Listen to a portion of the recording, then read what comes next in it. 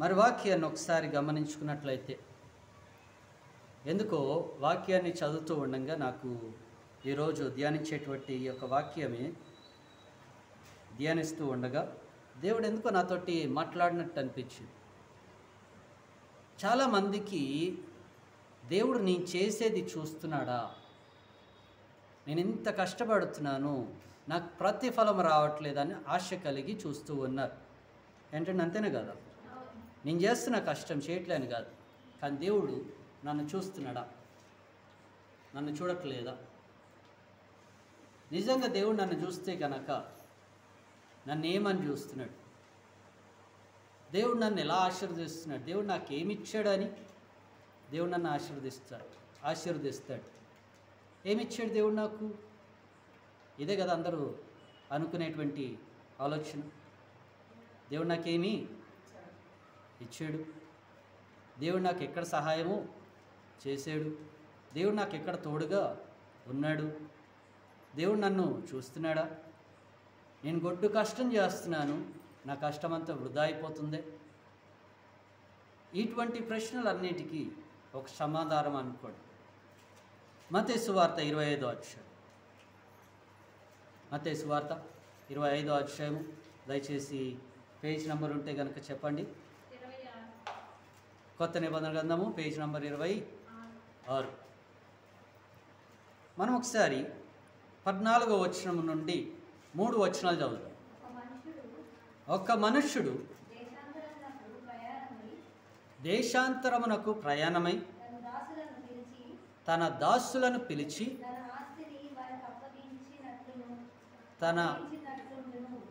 తన ఆస్తిని తనకున్నటువంటి శిష్యులకి కొంతమందికి అప్పగించాడు. అతడు ఒకనికి 5 జాగ్రత్తగా చదవండి, ఏమిచ్చినాడు? 5 తలాంతులను, ఒకనికి 2, ఒకనికి 1, ఎవరి సామర్థ్యమును చొప్పున వానికి ఇచ్చి వెంటనే దేశాంతరమునకు పోయెను. దేవుని స్తోత్రం కలుగునుగా. అయితే వాక్యాన్ని ఇక్కడ గమనించండి. మత్తయి సువార్త 25వ అధ్యాయం 14వ వచనం మొదలుకొని మనం చదివినాం. అయితే వాక్యంలో 15వ వచనంలో అంటున్నాడు, కాదు 14వ వచనంలో అంటున్నాడు, ఒక వ్యక్తి అంట, పరలోక రాజ్యం గురించి దేవుడు ఒక ఉపమానం చెప్తున్నాడు. ఒక వ్యక్తి అంట తన దగ్గర ఉన్నటువంటి ఆస్తినంతటిని కూడబెట్టి దేశాంతరం పోదాం అంటే దేశం మొత్తం తిరిగొద్దాం అనేసి అని అనుకున్నటువంటి వ్యక్తి తన దగ్గర ఉన్నటువంటి పని వాళ్ళని పిలిచి, ఎంతమంది ఉన్నారు? ఉదాహరణకు 3 అనుకుందాం. ఎంతమంది అండి? 3 పనివాళ్ళు. ఈ 3 పని వాళ్ళకి ఆయన దగ్గర ఉన్నటువంటి ఆస్తి ఎంత అంటే ఎంతండి? ఒకసారి ఆలోచించండి. మొదటి వానికి 5 ఇచ్చాడు, రెండవ వానికి 3 ఇచ్చాడు, ఒకరికి 1 ఇచ్చాడు. అంటే దాదాపుగా ఆయన దగ్గర 8 ఉన్నాయి. హల్లెలూయా. అయితే ఇక్కడ వీటిని ఎలా పోల్స్తున్నాను అని అంటే గనక,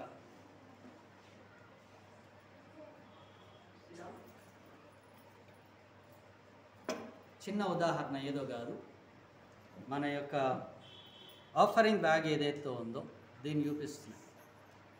ఇది 1 అనుకోండి. ఏంటండి ఇది? 1.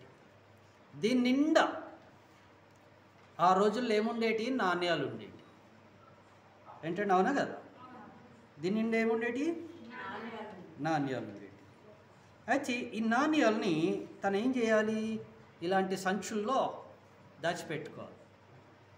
ఇలాంటి సంచుల్లో దాచిపెట్టుకున్నప్పుడు ఈ ఒక్క సంచిని ఏమంటారో తెలుసా? ఇప్పుడు మీరు చదివారే, తలం, ఒక మూట. ఏంటండి? ఇది ఒక మూట, 1 తలాంతు అనేసి అంటున్నాడు. అదే మనం తలాంతు కింద చదివితే కనుక ఇన్ని రూపాయలు ఇచ్చాడు అనేసి అని కూడా రాయబడి ఉంది. అక్కడ కింద ఫుట్ నోట్లో ఉంటుంది చూడండి, కింద అన్నిటికన్నా చివర చిన్న చిన్న అక్షరాల్లో రాయబడి ఉంటుంది. ఒక తలాంతు ఇంచుమించు 3600 కావచ్చు. ఏంటండి అంటే ఆయన ఎన్ని సంచులు ఇచ్చాడు? ఆయన ఆస్తి అంతా కూడబెట్టి 8 సంచులు అయినాయి. అంటే ఆయన దేశాంతరం వెళ్ళడానికి ఆయన పెట్టుకోవడం అనుకుంటున్నారు వెనకాల, తను కూడా కొన్ని పెట్టుకున్నాడు. సరే ఒక 5 పెట్టుకున్నాడు అనుకున్నా. ఆయన దాదాపు 13 ఉన్నాయి. ఈ 13టిని ఏం చేశాడు? 5 తను ఉంచుకున్నాడు. తిరగడానికి పోవాలి కనుక తిరగడానికి వెళ్ళే వాళ్ళకి ఏం కావాలా? డబ్బు లేకుండా ఎవరన్నా ఎక్కడికైనా వెళ్తారా? ఒకసారి ఆలోచించండి. ఎవ్వరు ఎక్కడికి వెళ్ళలేరు కనుక తిరగడానికి ఏం కావాలి? డబ్బు కావాలి. గుర్తుపెట్టుకొని, తిరగడానికి ఏం కావాలి? డబ్బు కావాలి. అయితే ఈ డబ్బుని ఆయన ఏం చేశాడు? ఆయన ఆస్తిని ఏం చేశాడండి? ఆయన ఆస్తి ఏదైతే ఉందో దాన్ని చూపించాడు. హల్లెలూయా. ఏం చేసినాడండి? ఆయన ఆస్తిని చూపించి తన పని వాళ్ళకి ఒక్కొక్కరికి కొద్ది కొద్దిగా అప్పగించాడు. ఏమిచ్చాడండి? కొద్ది కొద్దిగా వాళ్ళకి అప్పగించి ఏం చేయడం మొదలుపెట్టాడు? ఒకరికి 5 సంచులు ఇచ్చాడు, ఇంకొకరికి 3 సంచులు ఇచ్చాడు, ఇంకొకరికి ఒకటే ఇచ్చాడు. 2 ఇచ్చాడా? 3 ఇచ్చాడా? 5, 2, 1 అంటే 8 కదా. అయితే ఒక్క దాంట్లో ఎన్ని ఉన్నాయి అంటున్నాడు? 3000 ఉండొచ్చు. ఏంటండి అన్ని? 3600 రూపాయలు ఉండొచ్చు అనేసి అని అంటున్నాడు అప్పట్లో. అంటే 5 సంచులు అంటే ఎంత డబ్బులు? 3600. 600 తీసి పక్కకు పెట్టేసేయండి. 3000, 5 ఉన్నాయి, 5 3లు 15000. అవునా? 5 6లు 30. కలపండి. 5 6లు అంటే కనుక ఇక్కడ 1000 అండి, ఇక్కడ 100 అండి. గుర్తుపెట్టుకోండి. మీరు తప్పేస్తారు. 5 3000, 5 600 ఎంత అవుతుంది? 3600 అవుతుంది, 15000 3000 అవుతుంది. అంతేనా? మొత్తం కలిపి 18000 ఒకనికి ఇస్తే అతను ఏం చేశాడు? ఈ 18000ని ఎక్కడ పెడితే బాగుంటుంది, నేను ఎక్కడ దీన్ని ఉపయోగిస్తే నాకు రిటర్న్ ఏంటండి? యజమాని ఎట్లాగిచ్చాడు, నా ఓనర్ నాకు ఎట్లాగిచ్చాడు, ఇచ్చిన దానికి నాకు డబల్ ఇయ్యాలి. అంటే నేను డబల్ సంపాదించాలి. హల్లెలూయా. ఇంకా క్లియర్గా మీ అందరికి అర్థమయ్యే భాషలో నేను చెప్పాలంటే, మా నాన్నగారు ఈ స్థలం కొన్నారు, ఇల్లు కట్టారు, అమ్మ అన్న కలిసి కష్టపడి పైన వేసారు. నా మీద ఎంత బాధ్యత పడింది చూడండి. ఇప్పుడు నేను కష్టపడి ఏం చేయాలి? ఇంకా పైన వేసుకో. అర్థమవుతుందా? వేయాలనో వద్దా? ఇదేంటిది? ఇది దేవుడిచ్చినటువంటి బాధ్యత. హల్లెలూయా. ఇలాంటి దాన్ని దేవుడు ఇక్కడ అంటున్నాడు. ఒక తలాంతు ఇచ్చినటువంటి అతను భూమిలో దాచిపెట్టాడు, కానీ మిగతా వాళ్ళు ఏం చేసినారు? 5 ఉన్నవాడు ఇంకొక 5 సంపాదించేవాడు, 2 ఉన్నవాడు ఇంకో 2 సంపాదించాడు. అంటే డబల్ చేసి దేవుడు ఇచ్చాడు. దేవునికి తీసుకొచ్చి, యజమానికి తీసుకొచ్చి, అయ్యా ఇప్పుడు రా, నువ్వేం సంపాదించావు, నువ్వేం చేసావు, 5 తలాంతులతో 5 సంచులతో నువ్వేం చేసావు అంటే, అక్కడ అంటున్నాడు, అయ్యా 5కి 5 నేను సంపాదించిన, ఒక 5 మీరు తీసుకోండి, ఇంకొక 5 నేను తీసుకుంటా. హల్లెలూయా. ఒక 5 మీరు తీసుకోండి, ఇంకొక 5 నేను తీసుకుంటా, నేను కష్టపడినది నేను తీసుకుంటా, మీ పెట్టుబడి మీరు తీసుకోండి. అలాగే 2 కలిగి ఉన్నటువంటి వ్యక్తి కూడా ఏం చేశాడు? 4 చేశాడు. 4 చేసిన తర్వాత ఏం చేశాడు? ఆలోచించండి. అయ్యా నువ్వేం చేసావంటే, నేను కష్టపడింది నేను చేసింది 4 గనక 2 మీ పెట్టుబడి మీకు ఇచ్చేస్తున్నాను, 2 నా దగ్గర ఉంచుకుంటున్నాను. వీళ్ళిద్దరిని ఆ యొక్క యజమాని మెచ్చుకున్నాడంట. ఏమని మెచ్చుకున్నాడు చూడండి ఒకసారి ఆ మాటని. ఒకసారి మీరు చదువుతారా? 22వ వచనం.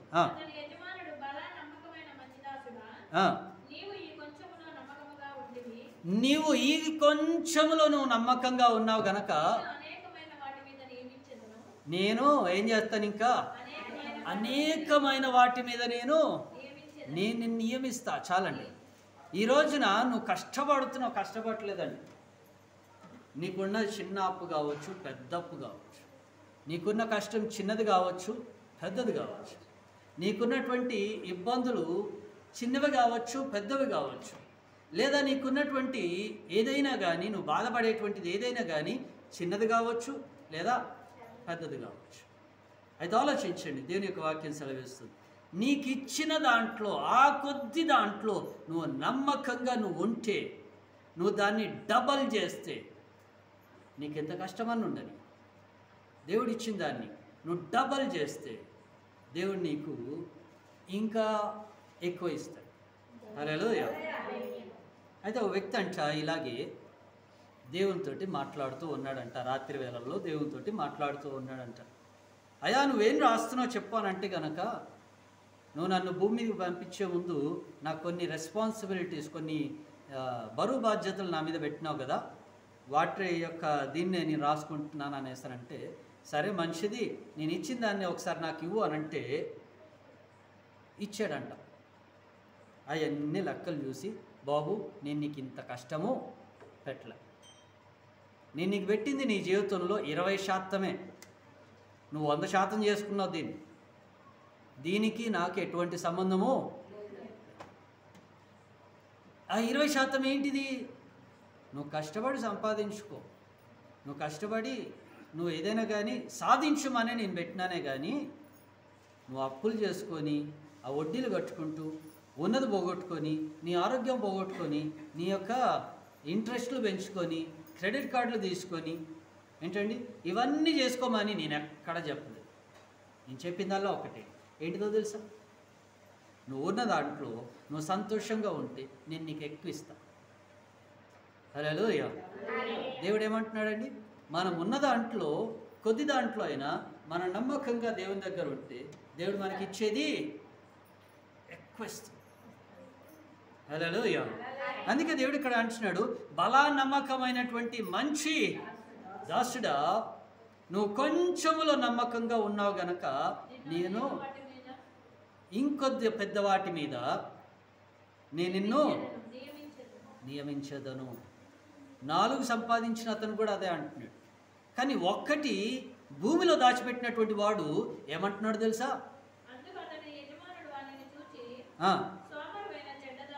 కాదండి, దానికన్నా ముందు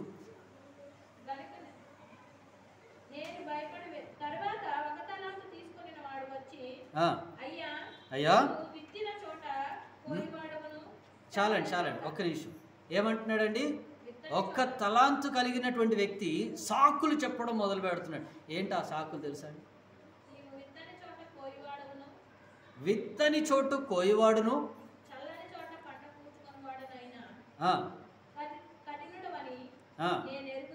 చాలండి. ఏమన్నాడు? బాబు నువ్వు చాలా కఠినమైనటువంటి యజమానుడు. ఇక్కడ ఈ భూమిలో నువ్వు విత్తనమే లేదు, భూమి దున్నలేదు, ఏమి చేయలేదు. ఏమి చేయనటువంటి ఈ భూమిలో నేను ఎక్కడి నుంచి సంపాదించి తీసుకురాగలను? నేనేం చేయాలి? ఆలోచించి మనం కూడా అదే అంటాం. ఏదైనా వ్యాపారం చేయాలనుకునేటప్పుడు, ఏదైనా చేయాలనుకున్నప్పుడు, ఏదైనా ముందుకు నడిపించాలనుకున్నప్పుడు నీకున్నటువంటి దాంట్లో, దేవుడు నీకు ఇచ్చిన దాంట్లో నువ్వు నమ్మకంగా ఉంటే కనుక దేవుడు ఏది ఇస్తే ఏందండి? ఇందులో ఏది ఉంటే ఏంది? ఉందా లేదా? ఉన్నది. బరువు ఉంది కనుక దీనికి విలువ ఉంది. దీన్ని తీసుకెళ్ళి నేను భూమిలో దాచిపెట్టేస్తే దీనికి ఏమైనా విలువ? ఏంటంటే ఆలోచించండి, దీనికి ఏమైనా విలువ వస్తుందా? అంత వేస్ట్ అయిపోతుంది కదా. నువ్వు చెయ్యాలనుకున్నది ఈ కొద్ది దాంట్లో నుంచే చెయ్యి. ఏం చేయాలనుకున్నా అది బయటికి ది. ఏంటండి, సంచి ఇచ్చాడు కదా, మూట ఇచ్చాడు కదా, ఆ మూటల్లో నేను అలాగే పెట్టేస్తాను, ఇందులో ఏముందో నాకు తెలియదు అనేసానంటే కాదు. ఆ సంచి తెరువు, అందులో నుంచి తీ. నాకు మైక్ వచ్చింది కనుక నేనేం చేయాలి? నేను పాటలు బాగా పాడగలనంటే నేను పాటలు పాడడం మొదలుపెట్టాలి. నేను వాక్యం చెప్పగలనంటే కనుక వాక్యం చెప్పాలి. నేను పలానోని పిలవాలనుకున్నా, లేకపోతే ఎక్కడైనా చర్చిలో ఈ యొక్క మైక్ ఉపయోగిస్తున్నారని తెలుసుకున్నా, లేని వారికి ఇద్దాం అనుకున్నా, దీన్ని కిరాయికి ఇచ్చైనా కానీ నేనేం చేయాలా? సంపాదించాలా. దీనికి రెండు తయారు చేయాలా, లేదా 3 తయారు చేయాలా, లేకపోతే ఎన్ని కుదిరితే అన్ని తయారు చేయాలా. హల్లెలూయా. నా దగ్గర ఒక్కటే ఉంది, నేను ఒక్కటే పెట్టుకుంటా అంటే కాదు. నాకు ప్రార్థనే తెలుసు అంటే కాదండి. ప్రార్థనతో పాటు నువ్వు స్తుతి చేయి, స్తుతితో పాటు నువ్వు పాటలు పాడు. హల్లెలూయా. పాటలతో పాటు నువ్వు స్వార్థ చెప్పు. నీ కష్టార్జితాన్ని నువ్వు చూడు. ఆత్మీయతల్లో నువ్వు ఎలాగైతే నాకు పాటలు రావు కానీ నేను కొన్ని పాటలు పాడుకుంటాను, నీకు ఎలాగైతే మనసులో ఉంటుందో, నాకు ప్రార్థన రాకపోయినా దేవుడా నన్ను చూడు అనేసి నువ్వు ఎలాగైతే అంటావో, ఏంటండి, నువ్వు లెగలేకపోయినా కానీ దేవుడా అనుకుంటూ నువ్వు ఎలాగైతే చిన్న సహాయం తీసుకుని నువ్వు లేచి కూర్చుంటావో, దేవుడు అలాగే అంటాడు. ప్రయత్నం చెయ్యి, నువ్వు సక్సెస్ అవుతావు. ప్రయత్నం చేయకుండా నీ కష్టం పోవాలంటే ఏడు నుంచి పోతుంది? ఏంటండి, పోద్దా? పోదు. దేవుడు అక్కడ సలహా చెప్తున్నాడు చూడండి. ఇంకా చదవండి సిస్టర్, కంటిన్యూ చేయండి. అందుకతడు వాణ్ణి చూచి ఏమని పిలుస్తున్నాడండి? ఇక్కడ ఉన్నటువంటి మనందరినీ దేవుడు అనేది ఈ మాట, సోమరైనటువంటి చెడ్డదాసుడా,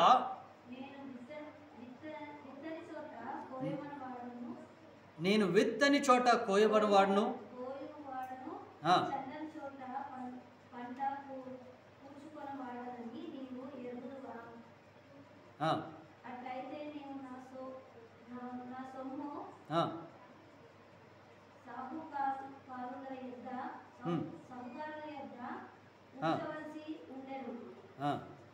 నేను వచ్చి వడ్డీతో కూడా నా సొమ్ము తీసుకొని నందునే అని చెప్పి ఆ తలాంతును వాని యొద్ద నుండి తీసివేసి 10 తలాంతులను గలవానికి కీయుడి.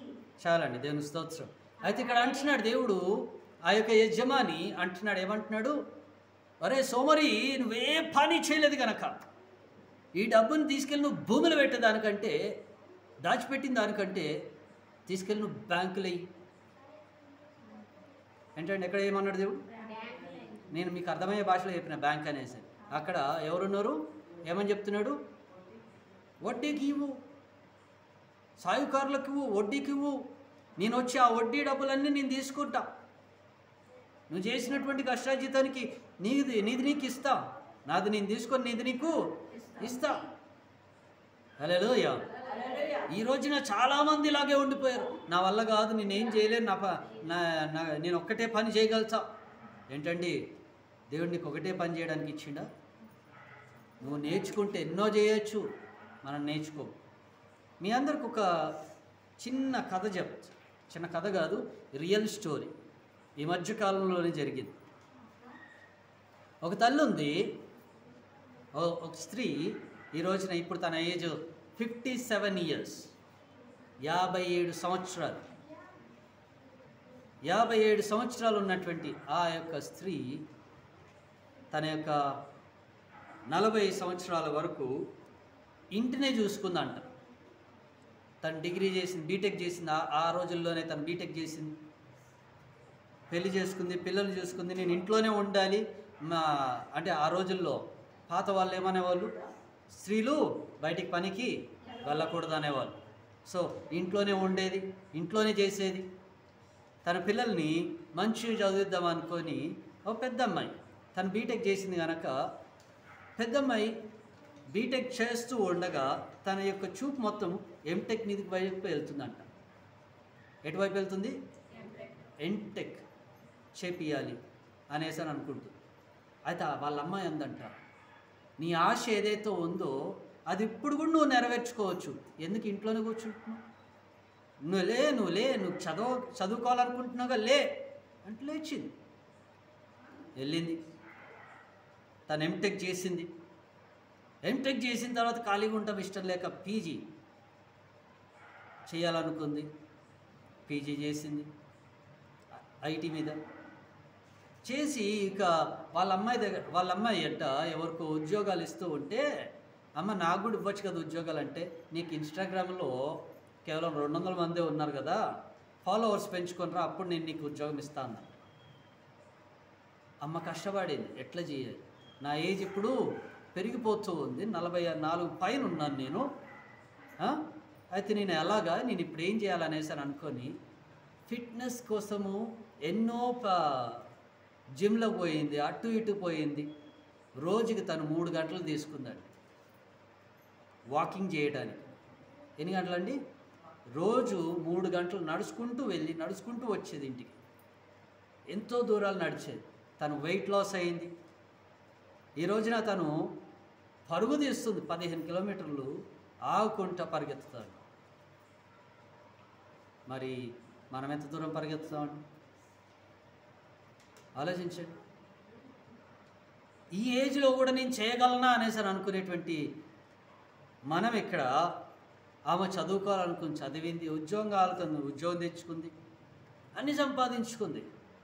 తను అప్పట్లో ఎలాగైతే ఉండాలనుకుందో అలా ఉంది. నా వల్ల కాదు, నా చేత కాదు, నేను చేయలేను అనుకుంటూ కూర్చుంటే కనుక తను కూడా ఈ రోజున ఇంట్లోనే ఉండేది, బయటకు వచ్చేది కాదు. ఈ రోజున తనకి ఎంతమంది ఉన్నారో తెలుసా అండి? 23,000 మంది ఫాలోవర్స్ ఉన్నారు తనకి. స్టార్టింగ్ 200 మంది ఎక్కడ, ఇప్పుడు 23,000 మంది ఎక్కడ. అంటే ఆమె ఎంత కష్టపడింది. హల్లెలూయా. నువ్వు కష్టపడు, దేవుడు నిన్ను కూడా అలాగ దీవించడం మొదలు పెడతాడు, అలా ఆశీర్వదించడం మొదలు పెడతాడు. సోమరి అని దేవుడు మనల్ని పిలవడు. ఏంటండి, ఏమని పిలవడు? సోమరి అని మరి దేవుడు మనల్ని పిలవడు. మనల్ని ఏమని పిలుస్తాడు? బలా నమ్మకమైన మంచి దాసుడా.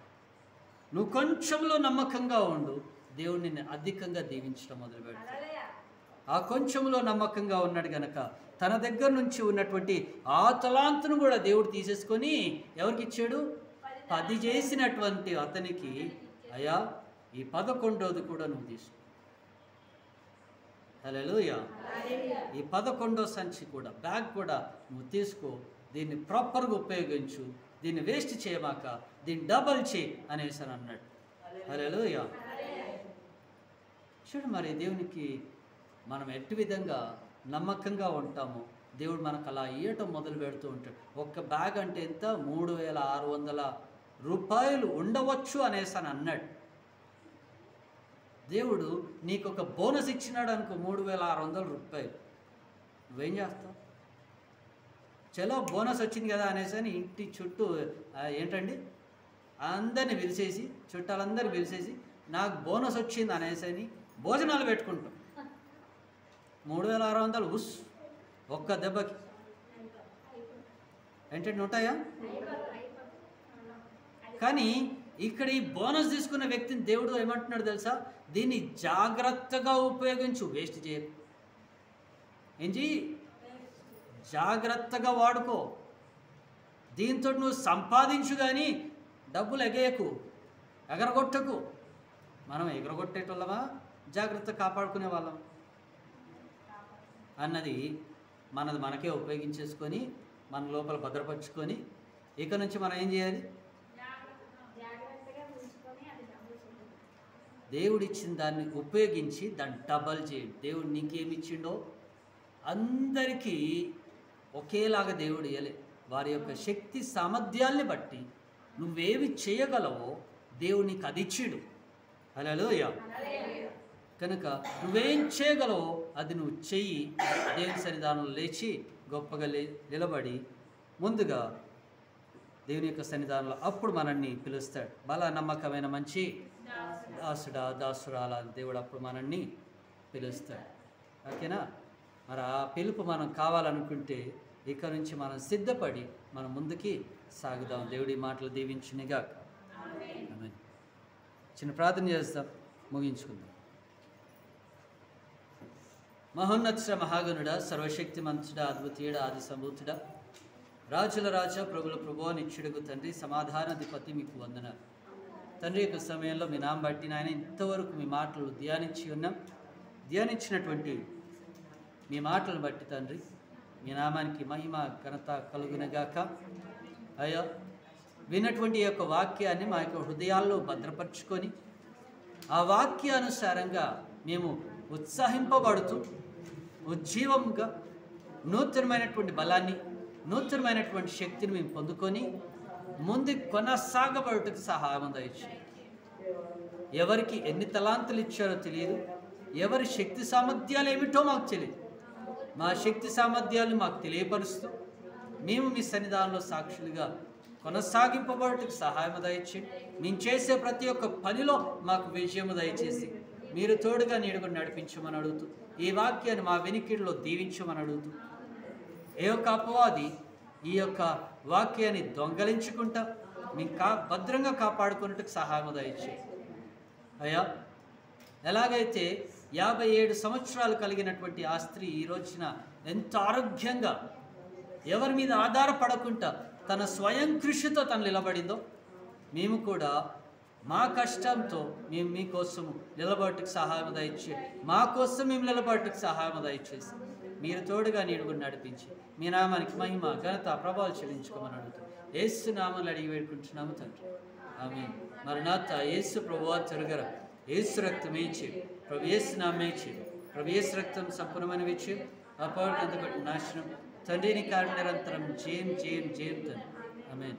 తండ్రి యొక్క ప్రేమయు కుమారుడైన యేసుక్రీస్తు యొక్క కృప పరిశుద్ధాత్మకుని సహవాసం సంఘానికిను సంఘ సభ్యులకును వాక్యం విన్న ప్రతి ఒక్క బిడ్డకును సదాకాలంతో నిడుగు నడిపించిందిగా. అందరికి వందనాలు.